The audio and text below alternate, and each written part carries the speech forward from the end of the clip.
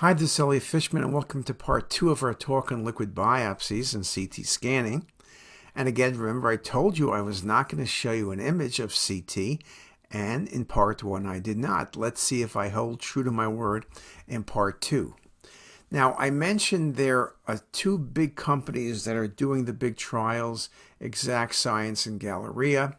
The Exact Science is the company that brings you Cologuard and many other key early detection, and they were involved in the DETECT-A study, which came out of Hopkins.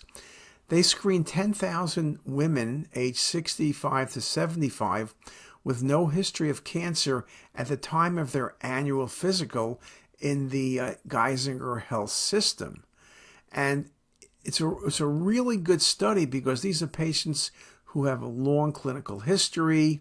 They're patients who follow instructions. They're really an excellent population. And so what happened was you would get this blood test, and if it was positive, we would do a combined body CT and PET CT at the same time, which was a PET CT with IV contrast. Participants with an abnormal PET CT were referred to CT specialists. Overall, 134 patients, or about 1.3%, had a positive blood test, and 6 of these patients had a cancer diagnosed within 12 months of enrollment. A positive blood test had a positive predictive value of 19% for cancer detection. 8 cancers were detected at stage 1 or 2, including 3 cancers with no recommended screening tests. So this study was really good because you could pick up, using PET CT and CT at the same time, the positive cases. And so here's the article that was in Science. I was part of that article with Anne-Marie Lennon as the first author. And some of the comments they made: cancer treatments are more successful when disease is detected early. In the study of 10,006 patients, positive blood tests were independently confirmed by diagnostic PET CT, which localized the tumors. 26 were detected by blood testing. Of these, 15 underwent PET CT and 9 were surgically excised. 24 additional cancers were detected by standard of care screening and 46 by neither approach. 1% of participants underwent PET CT based on false positive blood tests, and 0.2% underwent a futile invasive diagnostic procedure. This data demonstrates that the multi-cancer blood testing combined with PET CT can be safely incorporated into routine clinical care. And this becomes very important. The DETECT-A blood test incorporated baseline and confirmatory tests. So if you tested positive, you would get a second blood test. Only if the second blood test also was positive would you go for a PET CT scan. And so this worked out very well, and the results were very impressive. We can confidently conclude at present there is a minimal invasive blood test can be safely used to detect several types of cancer in patients not previously known to have cancer, and making the point that this advance will facilitate further randomized trials to see how good this is. Now, this was published in 2020. The original data was gathered in 2016 and 2017. There are new versions of this blood test and many other blood tests. This was only like the initial trial, so it's indeed very successful. Now, the DETECT-A study was able to address several fundamental issues. But again, it was a start, and larger trials are necessary. Though theoretically possible, the hypothesis is not readily congruent with the fact that every late-stage metastatic cancer starts as a stage 1 disease. What is not known is the fraction of localized or regional cancers that progress to clinically significant or metastatic disease in the absence of treatment. So there are questions. If you have a cancer we pick up, would that cancer have progressed? Well, I think all of us will assume that cancers do indeed progress. You can see in the patients where things were found. Again, if you didn't have a positive second study, you did not get further evaluation. Again, with the PET CT was very accurate. Cancers first detected by blood testing. You can see the spectrum from lymphoma to thyroid to lung to colon to ovary. And look at the number of cases detected by the DETECT-A study. You can see how a single blood test can really be valuable in picking up many different tumors. And somewhat of a summary, we attempted to answer 4 fundamental questions. The answer to all 4 questions was yes. Blood testing makes it possible to detect cancers, including early cancers in patients without a clinical history of the disease. It's possible to intervene on the basis of blood testing, leading to surgery with intent to cure. Blood testing can be incorporated into routine medical care. This was part of the patient's annual physical, without discouraging patients from engaging in other forms of screening. And so remember, we said you still need colonoscopy, you still need mammography. What they were afraid of is if a patient had a negative screening study, they may not get mammography or they may not get colonoscopy. But the answer was they still got everything because they were told this was not a replacement. And such testing can be performed in a safe manner without incurring a large number of futile, invasive follow-up tests. So this was very, very exciting. Now, going back to this article by Hoffman, Guidance for Primary Care Discussions with Patients, one of the things we looked at in the CancerSeek study was, again, how do we deal with patients? We need to explain the benefit of a multi-cancer detection, but we also need to talk about the trade-offs about false positive studies, and again, how do we manage the patient with a positive exam? What studies need to be done? On the other hand, if they're 97% of the population, they will have a negative study and they can feel comfortable that it's unlikely that they have an occult malignancy. Again, multi-cancer will help us detect early tumors. And again, the goal is to really work with the patients. Now, again, these single detection type of studies would be helpful, but again, multiple studies, more false positive. So the MCEDs seem to be the ideal way to go.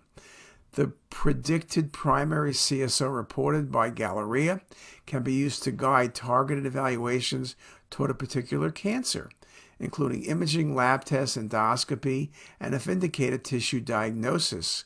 If the evaluation, which is the cell of origin, is unrevealing, the next step will be targeted evaluation of the secondary predicted site or obtaining body imaging. So I think at the end of the day, you are going to need imaging. And that's where it comes in. What are we doing? You could do a combined CT and PET, the dose a little bit higher, and also most places don't have that available. So what we're doing is doing a CT scan with IV contrast. If the CT does not detect the tumor, then you'll get a PET scan. And now CT is more available, it's cheaper, it's lower dose, and it's easier. So CT scanning would go first, and then PET would go second. And whether you're looking at the results from Exact Science with DETECT-A or the GRAIL study, this would seem to work well. DETECT-A study reported that 95 of 98 participants with a false positive result remained cancer-free during a median 3.6 years of follow-up.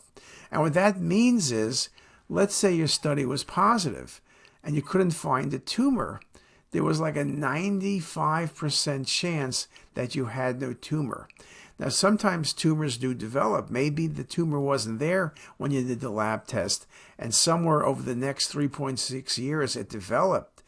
but think about the accuracy that means. Also, the way you have to think about long-term with these tests, since it's a blood test, you perhaps would get it every year, right? Just like you get cholesterol every year, or you get your blood count every year when you get your physical exam. So how we do things will be very important. Now, abnormal blood testing can lead to imaging studies. And again, that's always the question. How good is the imaging studies? How good is the interpretation? CT or PET, as I mentioned, we're doing CT first. If that is unhelpful, then we're going to PET scanning. And I think that is going to be a good strategy. And again, working closely with the patients is important. There's a study that's finished now, the Galleria study in England, 140,000 asymptomatic participants.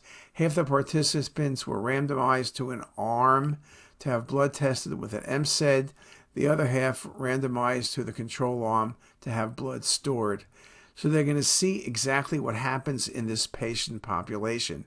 It could be very interesting. I know right now we're in the May of 2025. The results from this study should come out the first quarter of 2026. So everyone is very excited about that study. And again, clinicians need to inform patients at this point, if you're getting the study, and as I mentioned, a lot of patients want to get the study, just some of the potential limitations and some of the challenges the studies face at this time, but recognizing for the right patient, it may give them a lot of peace of mind. In this article by Martella, the liquid biopsy represents an ideal surrogate of tumor tissue biopsy when the aim is to obtain useful information on patient prognosis and personalized therapy. So one of the things that also becomes very important with liquid biopsies, everything I've spoken to you about to this moment has been on early detection of cancer. One of the other things about looking at liquid biopsies, can we look at some specifics as to tumor and help decide whether patients get chemotherapy or surgery or what type of chemotherapy. Also, the ability to look and see how patients are responding to therapy. Do we need to change the chemotherapy because their ctDNA has changed? And in patients who, quote unquote, are cured, where we get CT and MR and PET to look for recurrence, would a liquid biopsy be an ideal study in those patients as well for early detection? Now, again, the concentration of CTCs in biologic fluids depends on the tumor type, but typically low, which is one of the things that makes looking for circulating tumor cells somewhat of a challenge. And again, ctDNA is really where a lot of the effort is going. Factors influencing ctDNA levels include tumor characteristics and metastatic load, higher concentrations observed in patients with liver mets and in lung and colorectal tumors. So again, we're learning a lot, and that is going to help. And you can see in this article by Martelli talking about the workflow, talking about how we can look at mRNA, ctDNA, and other things are being looked at to really help triage patient stratification, diagnosis, follow-up response, personalized medicine. I think the one term you have to use with liquid biopsy, it's really going to be a significant part of personalized medicine. And you can see in things like immunotherapy, we often have to get tissue biopsies to look for follow-up or recurrence or restaging, and perhaps a liquid biopsy, which is not going to be as invasive and can potentially be more accurate, running the gamut from initial diagnosis to resistance monitoring to recurrence or progression and predictive biomarkers for immunotherapy. So all of these things are things that we're looking at very carefully. And liquid biopsy represents an innovative opportunity for tumor monitoring and management, though there are several gaps that we need to fill in. We need to have additional studies, and only through these studies will it be possible to develop comprehensive genomic databases capable of accurately tracking the molecular evolution of the tumor over time, thus improving the predictive capacity of liquid biopsy. So we're not there yet. There are limitations, and you can see here limited sensitivity, challenges in detecting tumor heterogeneity, difficulty in tumor localization, complex interpretation of analytical results. Again, all of that is being worked on. When you think about the things I mentioned, and if you read this article in seminars, you recognize that AI may play a very major role in this. And in this article we recently published, this is again following up a lot of the CancerSeq work.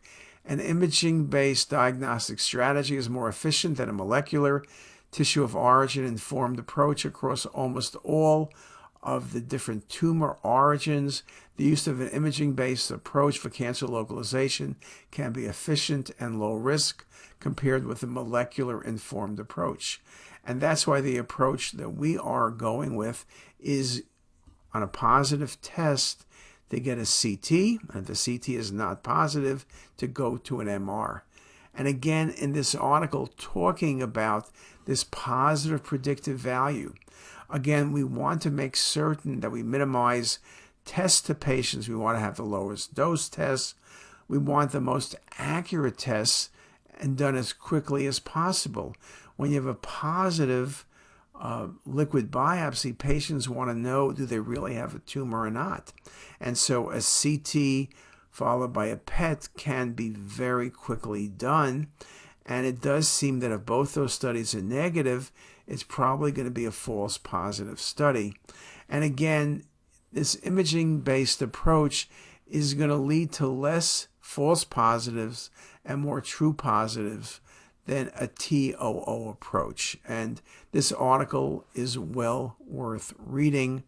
Again, talking about the excess lifetime risk and some of the challenges. 90% of patients in a clinical study using molecular tissue of origin-based multi-cancer early detection still required imaging procedures.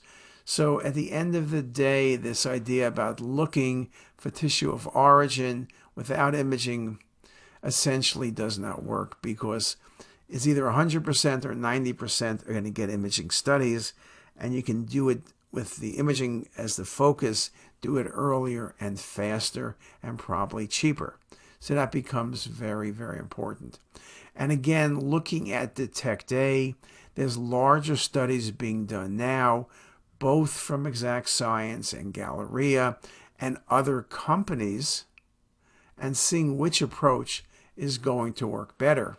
In conjunction with other reports characterizing the broad utility of radiologic imaging in the peri-diagnostic time, even in the absence of multi-cancer early detection, there's a growing evidence that an imaging-based diagnostic strategy for cancer localization can be efficient and low risk compared with a molecular approach. So again, that I believe is where we're going, and that's why radiologists are so important. Someone's going to come to you with a positive liquid biopsy. You're not looking for a 5-centimeter tumor yet, that's possible, but you're probably looking for a 1 cm pancreas or lung or liver or bowel or anywhere else tumor. So you're really going to have to be very careful. Now, I mentioned at the start of the first talk that I was on a panel at the AACR, the American Association for Cancer Research, and I spoke about what happens when you have a positive test. What's next? And I was part of a very impressive panel who spoke on a number of the features of liquid biopsy.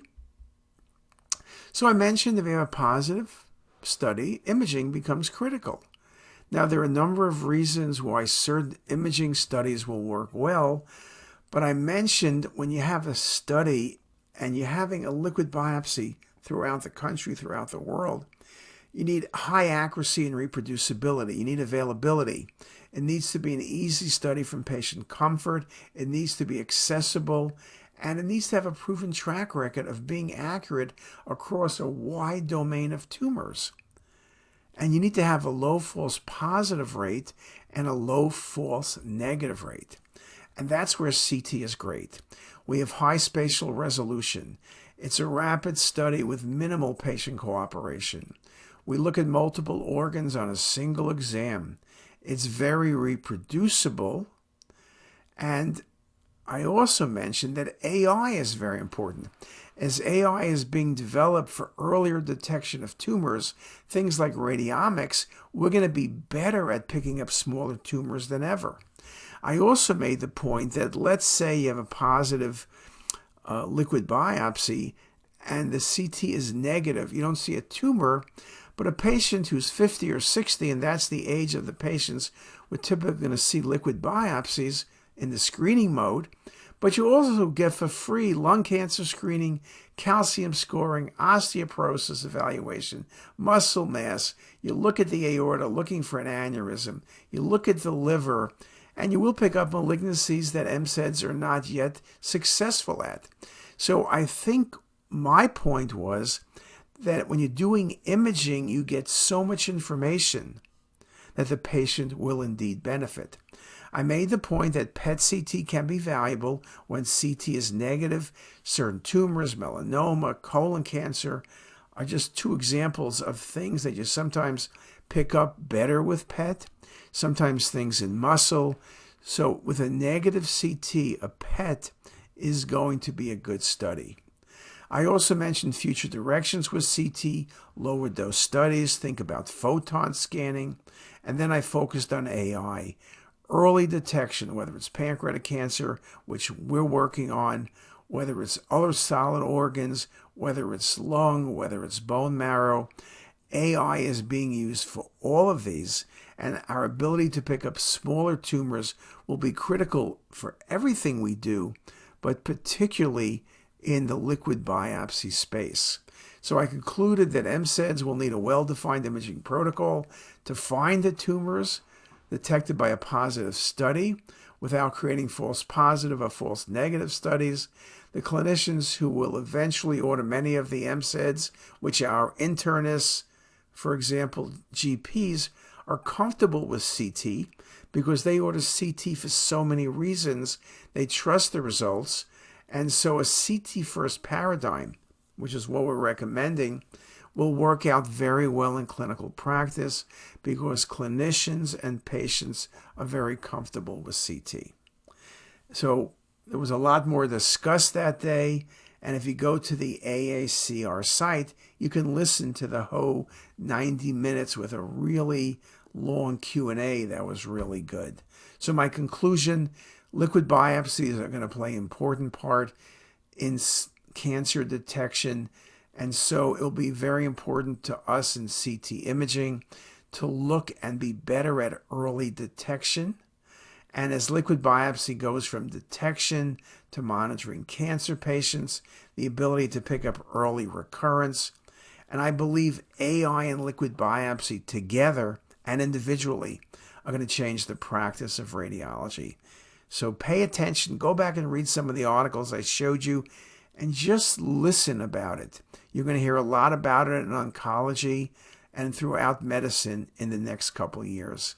And with that, I wish everybody a great day. If you like this video, make sure to subscribe to the CTisus YouTube channel. You can also visit us at ctisus.com for even more videos, plus quizzes, pearls, protocols, and oh so much more. We're also in the App Store and have well over a dozen apps for iPhone and iPad, all completely free. Thanks for watching.